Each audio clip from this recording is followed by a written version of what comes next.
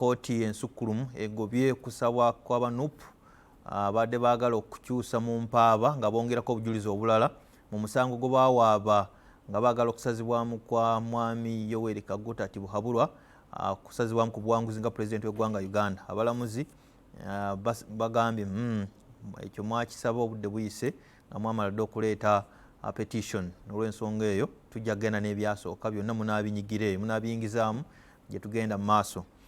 Ebirala tutunuulidde ekiwamba abantu oba kukwata abantu okubagana empawa abantu bawambibwa mu bitundu eby'eggwanga eby'enjawulo ate abalala ne bateebwa abalala ne basibwa abalala tebamanyiddwa ku mayitire. Babuuza ani awamba abantu. Wala akamotoka kati koolaba n'odduka bakatuuma drone abantu abamu bagiraba badduka misinde nga bagamba mpawa atali kaaba n'ebirala bingi. President Museveni yasuspendinga ayimiriza emirimu gy'ekitongole ekya DGF Democratic Governance Facility ekyo ekivujjirirwa abazungu ng'agamba nti yagenda okukyetooloola ng'ebikola byakyo mu ggwanga n'omusimbi gwe kiyiwamu biyinza okuba si bya mutima mulungi. Mu studio nyina Mwami Nsubuga Paul, Honorable Elect owa Busiro North mu district yaffe y'Ewakiso, ono wa kibiina kya NUP National Unity Platform mu nabyamizannyo ate era nga munnabusiro. Njagala kwaniriza Nsubuga Paul amubadde muwulira mu byamizannyo, mubaka wa Parliament omulonde alinze okulayira mu May. Nkwaniriza nnyo nyina Salongo Muhammad Kibedi Nsegumire Semata, oyo mbaka omulonde wa Mityana North wa kibiina kya NRM ke kabiriiti akali mu Mityana ake NRM yawaguza n'ayitawo abala nupu yabatwalaganya. Ssentebe we Mityana waki district chairperson local government wa NUP oli Kataala osaana bwa minisita bwa disaster preparedness ebigwa bitalaze. Nyina Honorable Wakayima Musoke Nsereko Hannington, ono mbaka wa Parliament omulonde wa Nansana municipality, ono yaliko mu Parliament yazzeeyo buzi wa kibiina kya NUP. Honorable Wakayima, nsose naawe lamusa ku bantu mu seconds 63. Sebo mukulu Busuulwa muto wange njagala okusooka byonna okulamusa kuba tulaba ate n'okulamusa abantu ba Buganda wamu ne Uganda yonna. Njagala okusaasira bonna abayita mu buzibu obuyitirivu. Ensi ey'ennaku zino ya bunkenke ne Mukama teerabira bibe. Omanyi Buganda Isirayiri Katonda teerabira Abaisirayiri era byonna bye muyitamu temutya tujja biyitamu. Njagala okusaasira muganda wange Dani Mivule, yafiiriddwa mukyala we mu lutalo lw'okuzaala. Njagala era okusaasira baganda bange abayise mu buzibu obw'amaanyi mu Nansana municipality. Naye n'okusingira ddala mbeebaza okubeera nti mwalonda. Njagala okwebaza ne betwesimbawo nabo bonna baganda bange bonna, Kasule Robert Sebunya, Musoke Enoka, waliwo awo Edwin Kibuuka, Stephen Kaweesa. Mukama bw'ati bwe yasazeewo nti Wakayima akulembere, si kufuba kwange n'endooza Katonda yakoze eki yasazeewo. Nammwe mbasabira ebirungi biri mu maaso. Mukama bw'atugamba. Eyo mbaka Hannington Wakayima Musoke Nsereko wa Nansana municipality. Salongo Muhammad Kibedi Nsegumire sebulamusa kuba tulaba ku y'Obwakabaka. Neyanza nnyo neyanzeke nga nange Busuulwa abatulaba mwenna ku BBS.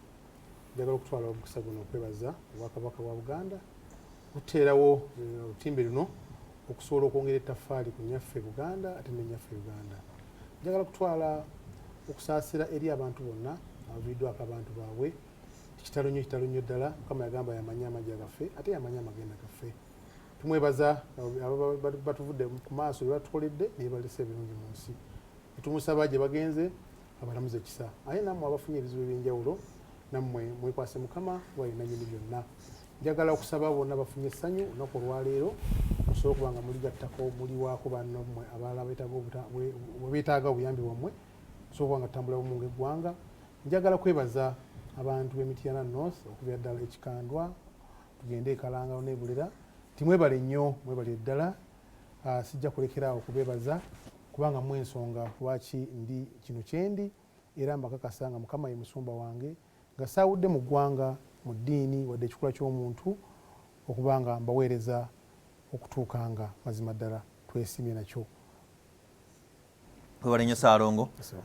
Honorable Nsubuga Paul, Busiro North mbaka omulonde ono yawawamulayo Honorable Ministers Dennis Sozi Galabuzi Minister wa Kanyigo Keruwe nkwaniriza ku Obwakabaka. Honorable Nsubuga Paul nsabola muse kwabo. Neyanza nnyo neyanzege muganda wange yakusookera ddala okulamusa ku bantu ba Ssaabasajja Kabaka bonna abali kuno n'emitala w'amayanja mwebale kwekuumira ku BBS Telefina mukola omulimu gwa ttendo nnyo ate oba oli awo namusene ku bannabusiro bonna eyawamu si Busiro North yokka kuba nze ninga mubaka wa Busiro yonna ne South eyaffe. Yes, kuba nze timmanija essaza lya Busiro kitegeeza wali bansangayo ne mu parliament ngeze kukiikirira abantu ba Busiro North era nja kutwala omukisa ogwo awo ennyini sobole okubuuza ku bantu abampa obwesige ne bansindika mu parliament omuli Kakiri Namayumba Basuuliita amagombolola agakola Busiro North. Mwebale nnyo mwebali eddala kuba sifunanga mukisa gujja ku BBS kubeebaza bukyanga nkola ki nondebwa. Mwebale nnyo kunteeka mu bwesige era mbasuubiza nti mwafuna omubaka bwe mwali muyayaanira okuva edda sijja kubaswaza nja kusigala nga mbolereza bulungi. Mpozi akasembayo nja kutwala omukisa guno nsaasire famire ya muganda wange Nsubuga Deogratius twali ne chairman LC3 Munamayumba egwo tatusimbyewo yafudde era famire yasigadde mu maziga ag'ekika ekyawaggulu so nsaasira nnyo famire eyo era tusuubira tujja kubeera wamu ne famire eyo kuba abaana y'ensonga lwaki Nsubuga Po yawangula. Twalina ssente twalina ki kujjako amaanyi ga Mukama n'abaana abo baatubeererangawo era mpitira wamu kati kuno omulanga gwakuyita abantu bonna abaavuganya okuyozaayoza bantandikira ku pulezidenti wange Robert Kyagulanyi Ssentamu paka ku muntu yasembayo okuwangula wansi omuyozaayoza ku buwanguzi pulezidenti wange Robert Ssentamu. Mumulaba ng'omuwanguzi? Of course ffe tusuubira president gye balangira babirangira naye ffe tusuubira nti pulezidenti waffe Robert Kyagulanyi Ssentamu era gwe ansaringira so n'abantu bonna abawangudde n'aba NRM abatonotono abali mu Busiro North nti mujje tukolere wamu tutambuze constituency egende mu maaso. Njukira okungambako nti omusajja oli asemba eri yakuyingiza ebyobufuzi. Yes. Y'omukuba mentabu Wakayima Musoke Nsere. Bwana Busuulwa Wakayima oyo akola omulimu gw'amaanyi mu bulamu bwange. Nze nali musajja wa byamizannyo era essaawa eno kati muli mu kunteekateeka okuyingira parliament ebisaanyizo bina mbirina era ndi muteesa mulungi wabula mbadde mu sports kati essaawa eno nswikinga ngenda mu sports n'ebyaki n'ebyobukulembe n'ebyobufuzi so nsuubira Wakayima azannyo omuzannyo gw'amaanyi yangamba nga Nsubuga ozze naye yingira wano eno kati kola kino eno enteekateeka eyo yannyongerako kinene gw'ekitiibwa muganda wange siri kuvaamu ate siri kuswaza muganda wange. Ate nange nze namutendeka okuyingira parliament ng'akyali meeya nemugala lwaki tovaayo eyo naawe n'ogenda. Ekyo kikolaga ekyokukola nti kusika ku mukono sika nange waloba enjo okusika ate oba oli awo. Alright, pano yange eyo kawungezi ka leero Ssaalongo honorable njala kujjukiza Ssaabasajja Kabaka yasiimye final z'amasaza zakuba ennaku z'omwezi 6 omwezi ogwa March ogujja ogwokusatu era yasiimye agenda kuggalawo tournament eyo mu kisaawe kya St Mary's Stadium ekitende wano mu Busiro South ewaffe olw'ensonga eyo temugenda mu kisaawe bajja kuyitayo abantu batonotono naye mugenda kugolaba ku BBS Telefina butereevu. Aba Busiro twavaamu manager waffe yakola kinene naye tetwasobola kuyitayo tukwebaza kiwasobola.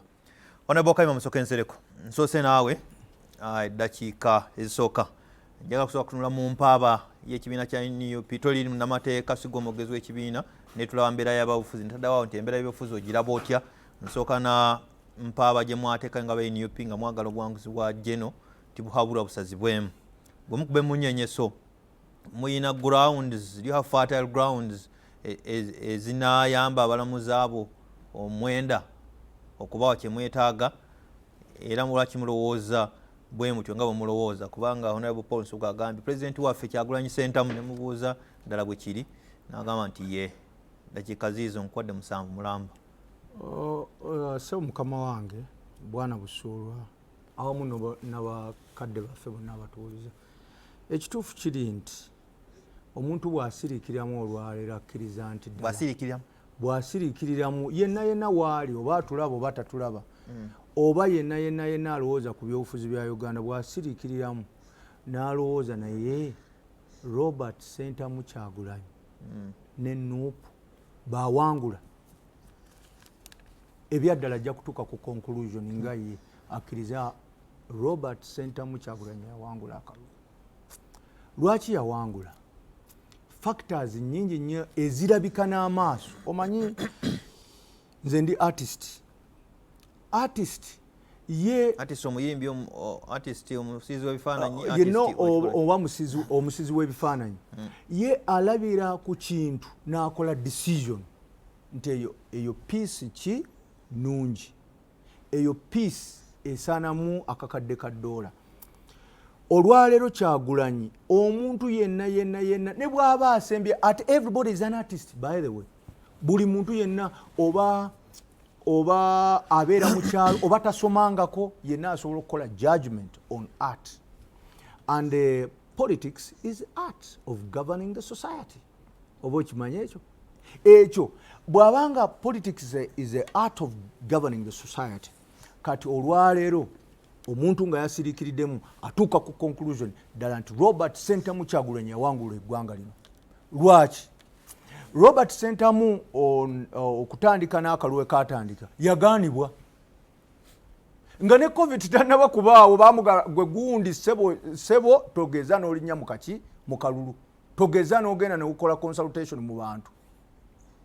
Ssentamu n'abeera mukkakkamu kubanga believinga in non-violence campaign, era nagakanzi kakkane osanga olunaku olwange lulijja atandika campaign ziringanga kwegamba eyaggula ensanafu state machinery yonna nemutuulako, era n'atambula mu kalulu nga bwe yakola ki bwe yalina okutambula. Obululu bwonna bwe ndowooza bwe ba electoral commission bwe yayiiya nemuwa bwe yayiiya okusinziira bwe yayiiya nemuwa, ebyo bigambo byange, bwe yayiiya nemuwa nemuteeka ku such a percentage ne President Yoweri Museveni Kagula Museveni tibahabula nemuteeka ku such a percentage. It is a clear testimony nti Robert Ssentamu Kyagulanyi yakola ki? Yawangula. Ng'ebyo bivuddeko waliwo obululu buwangulwa ddi. Akalulu kawangulwa nga naddala aba president abali mu bukulembeze emyaka 2 nga n'abeesimbyewo tebannaba kubaawo. President Yoweri Museveni ye yakkirizibwa okutambula mu factories wawaayagala, naye nga opposition tetambudde, bagisibye emikono poliisi ya Uganda. State olwaleero Robert Ssentamu Kyagulanyi teyavuganya NRM naye yavuganya ki? State, amagye, electoral commission, abalamuzi n'ebitongole ebirala byonna. Nze nafunako opportunity nensinkanako ku bantu abamu mu bitongole ebya security, naye nga bonna bali ready, emundu bazikoochingawo ne batiisatiisaamu awo n'owulira nga n'ebyenda bikutokota. Ne balirira omusajja eyali tali mu byabufuzi emyaka ndowooza nge3 naye n'ayingira n'abeera member of parliament, n'abeera president, neyesimba kuba president, n'afuna obululu bwe yafuna, ebyaddala 100 ku 100 yawangula. Kati kooti egamba ki? Kooti normally kooti za Uganda ne kooti za Africa zonna zirina ebizibu bimu. Normally kooti zirina ekintu kye bayita qualitative and quantitative. Qualitative bagamba naye akalulu kano kaali katya, ebifaananyi ebirabika byali bitya mu kalulu kano we kagende. Ekituufu kiri nti tewabeerangawo kalulu mu Uganda yonna kafaanananga kano. Kade kamirembe. Most peaceful election in Uganda's history. Mukama wange ke kalulu akakyasinze obubi mu nkola mu byonna. President Yoweri Museveni yayingira mu nsiko olw'okuba akalulu kabbibwa. Naye akalulu ako tewali nnyo element ziraga nti abantu battibwa. Wakati awo ffe mu kalulu wakati awo batta abantu 6. Wakati awo tulaba electoral commission bagichekinze bajjewo n'abakulembeze. Akalulu aka 8 yes permanent secretary agobebwa Muwanga. Naye kano kagobwa abantu nga 6. Omwogezi electoral commission bonna ne bagobwa wakati mu kalulu. Oba okitegeera ekintu ekyo? Bagoba omwogezi ne Lwakojo n'abalaba technical staff and technical staff olw'ensonga ez'enjawulo. Ekyo kiraga obuzibu obwali buddiridde mu kalulu. N'essawa ya leero tewali yali asimbiddwa mu kooti nti oba Lwakojo ne ttiimu ye balina ebizibu bifaanana buki bwe bityo. Akalulu kaalimu okufa, kaalimu okuba embooko, kaalimu okubulwa abantu, kaalimu tear gas, kaalimu okutiisatiisibwa naddala wano mu Buganda wano. Era tuzudde nti akalulu kati okugeza ewange wokka ekyalo kwenva Nansana West 2 bakansala 3 abeesimbawo mu opposition bonna babasiba. Era bagenza okulonda akaluga bakyali mu kkomera. Babateekako mbu baalaba abantu bano bandibanga balina ebyokulwanyisa ebya gavumenti era bali mu court martial. Akalulu akafaanakanako bwe kato tekabeerangawo mu record y'ensi yonna. Ekitegeeza nti akalulu kati njagala okutandika okutereezaamu nga nnyingira kooti awamu ne parliament magulu ga gavumenti. Kiki kye tusuubira mu kooti? Newankubadde ngambye nti obulungi akalulu kano kaali obulungi bwako bufaanana butya, nti kalimu okulwanagana, ye obungi bwako bwali bufaanana butya. Tumanye ebitundu bingi nnyo naddala mu west, naddala nga tukeberera mu record za registers ng'abantu 300 abali ku register bonna baalonda nga tekuli afudde tekuli aganye kulonda. Era obululu obwo bwonna bwagenda ewa Yoweri Kaguta Museveni tibuhabulwa. Ekintu ekyo kyonna kiragira ddala obubbi obw'enkukunala. Ne bwogenda okukola investigation olwaleero tekibangawo mu record. Ddala ekyalo ekyo tewaliko ataalwala. Okuva mu kwewandiisa teri yasenguka n'avaawo. Tewali yasenguka. Argument yamu. Ate era bonna ne balonda omukulembeze ogu. Ate ng'ebyo record tuzirina nti ebitundu ebimu bagamba mwagala ki muve ku President Yoweri Museveni tibahabulwa. Mulina member of parliament, mulonde member of parliament yekka. Ebya President Museveni akalulu kajja kulondebwa nkya oba kalondebwa dda. Ekyo tukirabye ennakasongola. Ate si kyekyo kyokka. Oyinza okumaliriza n'engenda nga njagala okumaliriza. Record has it. Mukama nga tonabagenda mu Busiro. Naddala wano mu Central kubanga ye yingini. Kati mu Central tebababba. Mu Central babba. Tumanyi era ebitundu bingi nnyo ng'ovudde mu kutiisibwa military eyatambulanga. Wayitanga kuwa military n'ova kuwa military n'oyita kuwa amagye, n'ova kuwa amagye n'oyita kuwa police, n'ova kuwa amagye n'oyita kuwa police, n'oyita kuwa drone ayitawo olw'embirigo ne zitandika. Ebyo byonna biri mu kalulu ak'omusajja Yoweri Kaguta Museveni eyagamba bannange ze nnyingidde mu nsiko olw'okuba banziba. Naye atasobola kuteekawo ground kulaba nga akalulu ka Uganda kabeera kamazima na bwenkanya. BBS Telefina amaaso ku ggwanga program ze Stephen Dunstan Busuulwa Honorable Wakayima Musoke Nsereko wa Nansana Municipality MP elect bwenva mu kukola ensimbi zino nkomawo ne MP elect Busiro North Honorable Nsubuga Paul.